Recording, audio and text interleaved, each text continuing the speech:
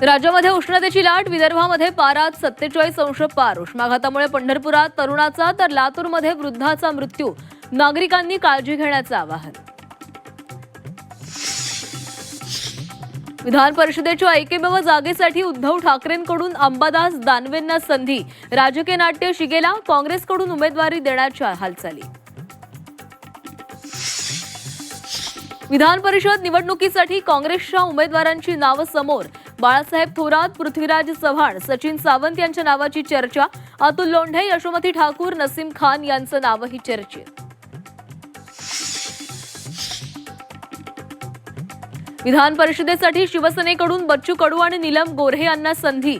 शिवसेनेच्या बैठकीमध्ये दोघांच्या नावावर शिक्कामोर्तब झाल्याची सूत्रांची माहिती. राष्ट्रवादीमध्ये विधान परिषदेच्या एकमेव जागेसाठी इच्छुकांची भाऊगर्दी. उमेदवार निवडीचं सुनेत्रा पवारांपुढे आव्हान. झिशान सिद्दीकी यांचं नाव आघाडीवर असल्याची चर्चा. आमदारकी खासदारकी 100 वेळा कुर्बान. सुषमा अंधारे यांचा व्हॉट्सअप स्टेटस चर्चेत.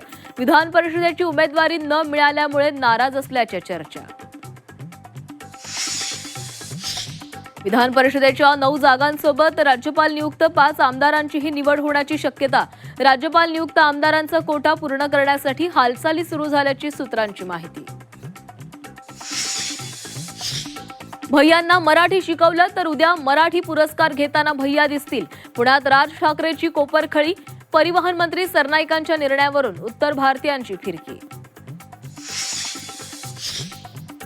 झिनिया एआय एक्झिट पोलनुसार 3 राज्यांमध्ये कमळ फुलणार. पश्चिम बंगाल, आसामसह पुदुच्चेरीमध्ये भाजपची सत्ता, तर केरळमध्ये एलडीएफ आणि तामिळनाडू डीएमके बाजी मारणार.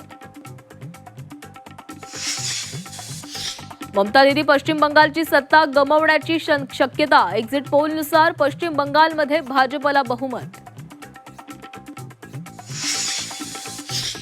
भोंदू खरातला 8व्या गुन्ह्यासाठी आज कोर्टामध्ये व्हीसीद्वारे हजर करणार.